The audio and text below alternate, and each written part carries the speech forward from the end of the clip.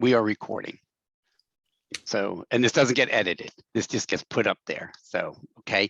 So, hi, Thomisha, thank you very much for being with us. And we appreciate the fact that you are helping to mentor our students. So this is an opportunity for you just to share a little about yourself and for them to get to know you virtually. So this is, you know, let your best side shine forth. So introduce yourself to the students, tell them who you are, what you teach, kind of, you know, I'll just leave it at that and you go ahead and go for it.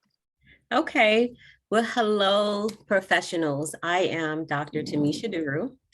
I am an adjunct faculty member at Anne Arundel Community College, and I have been a part of the Anne Arundel Community College family for about 7 years, 6 or 7 years. Time is flying by. So it has been a great opportunity. I have served in various capacities, you know, obviously as a faculty member part-time. I'm also a mentor, obviously a coach, and I enjoy teaching my students as well as mentoring and coaching them. I'm an entrepreneur myself, and it has been great to share some of the experiences that I've had as an entrepreneur that I continue to experience as a business owner with my students and help them to move forward. So this is really, really exciting. I'm happy to be a part of the entrepreneurial studies program and to help students and my mentees as well. I've taught a couple of classes. One is marketing, intro to marketing, intro to business. I've taught entrepreneurial studies.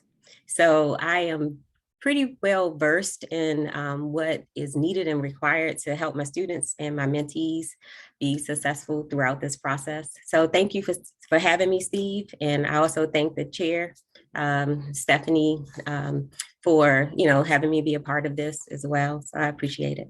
Oh, we thank you for being part of it very much. So we appreciate you being one of our esteemed mentors. And like I've always said, that the mentoring is the heart and soul of this whole program. It's those relationships that the students build with each other, with their mentor. And I know, you know, many students say they contact their mentors long after that semester's over or even after they graduate. So it's all about relationship and networking, you know, which is such an overused term. But anyway, tell us about your business. Oh my, so let me tell you, I've been an entrepreneur since I was a little girl. I started businesses when I was young. I mean, anything from lemonade stands, everything that I could do to make money. I didn't know then that it was called entrepreneurship, but it really is in my blood, entrepreneurship. So my first business I started straight out of official business. I started straight out of college, and it was in Anne Arundel. It was in Anne Arundel County in Hanover at Arundel Mills Mall. And so it was a cosmetics business. That was super exciting and fun. So products and services, we were a brick and mortar in the store, in the mall. And that was my first baby. And then I moved into e-commerce after that, because it became super expensive. The overhead was a lot to keep our doors open from, you know, 8 to 10 every day. And that's a lot, just about, except for on the weekends, but that was for most part those hours. And then we transitioned to e-commerce. And then after that, I got into another sector of business, which is nonprofit development management. And so that's my new thing now. I started a nonprofit officially in 2016. And it is called the Wise Org. It is a nonprofit 501c3. We help women who have mental health challenges. It's all non-clinical care. And since COVID, we pivoted our business model to a virtual platform. So now we provide free non-clinical mental welfare, mental care for any woman worldwide virtually. It's super, super dope in that we get to, work with women in different countries, different parts of the United States.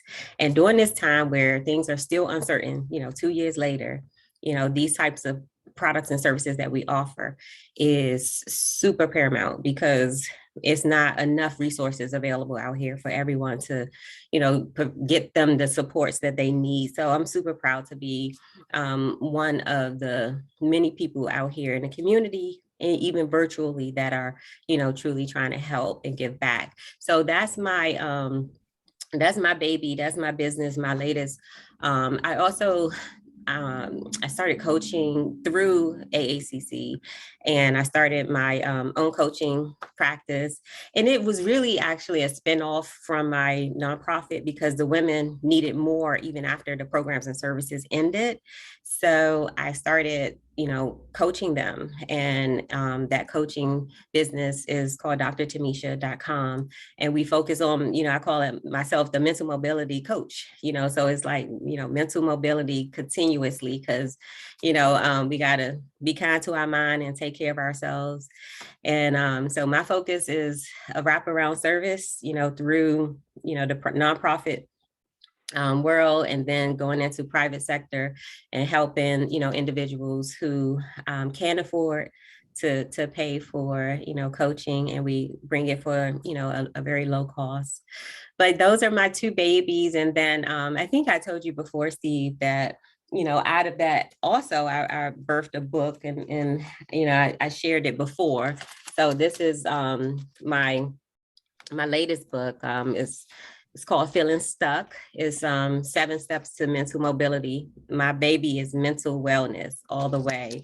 But as you can see, it has all the little tabs and everything because not only do I help people, but I wrote the book for those who may not necessarily want to sign up for a program, or if they can't afford to get coaching, then they can get the book and do the work themselves. So those are my 3 babies, my 3 entrepreneurial ventures. All right. So just listening to that, it's like one, you have more than one baby, as you call it,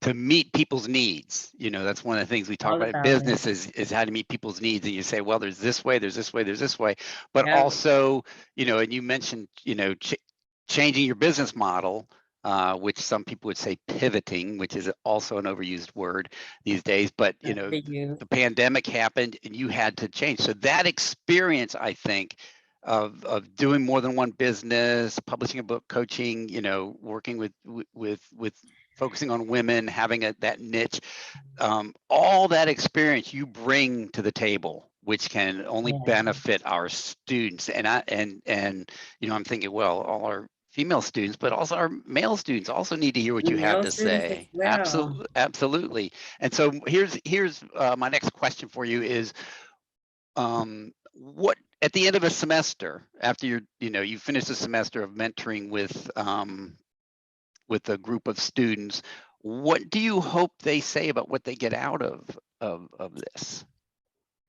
I hope that they get out of it the desire to really just step out on a wing and a prayer, and know that entrepreneurship is just that. You got to truly have faith in yourself and believe that what you are called to do, what is burning deep down inside of you, that you really want to provide that product or service to the world, to the community, that you really can do it, and that there is no such thing as failure, because it's just lessons that you learn from, and even better how to do something the next time. If you have to use that overused word pivot, if you have to pivot, then you just continue to be better at what you were trying to do before. So just run for it.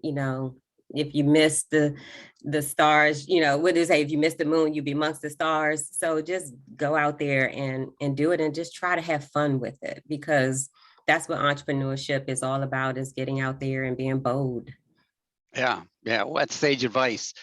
You know, and I think, you know, we see this with a lot of students. They want all their ducks in a row. They want everything perfect and then launch. It's like, no, just get out there and go, and you learn as you go. And so I just think that's such a great thing. Well, you know, we're trying to keep these short so people can just get to know you a little bit. So I want to ask you one last question. That I haven't asked any of the other mentors in this recording, but it just came to me. So if there was a movie about your life, what movie star would play you? Ooh, Steve, if there was a movie about my life, what movie star would play? Does it have to be a movie star? Well, it's somebody that people would know. Okay. How about that? Because I would say Tahaji P. Henson. She is a movie star. I was gonna not pick a movie star, but I chose her because she is an African American woman, and she is like a mixture of personality traits. She's spicy, but she's professional. She's good, but she's saucy. You know, she has all these different flavors. And that's me. You know, I don't come with this one-dimensional way of being. I will give you different versions of me, and all those versions make up who I truly am. And it has, you know, served me greatly, because I feel like it brings the level of diversity that we have in the world. So, you know, I would say Tahaji, and that's because of all the different types of characteristics that she seemed to bring in all of the roles that she's played, and even who she seemed to be personally. She seems to have a mix of, you know, her personality. I like Okay. All right. Well, thank you. Great answer. Thank you very much. I'm going to stop recording and just end by saying thanks. it. You're welcome. All right. So you're stopping recording.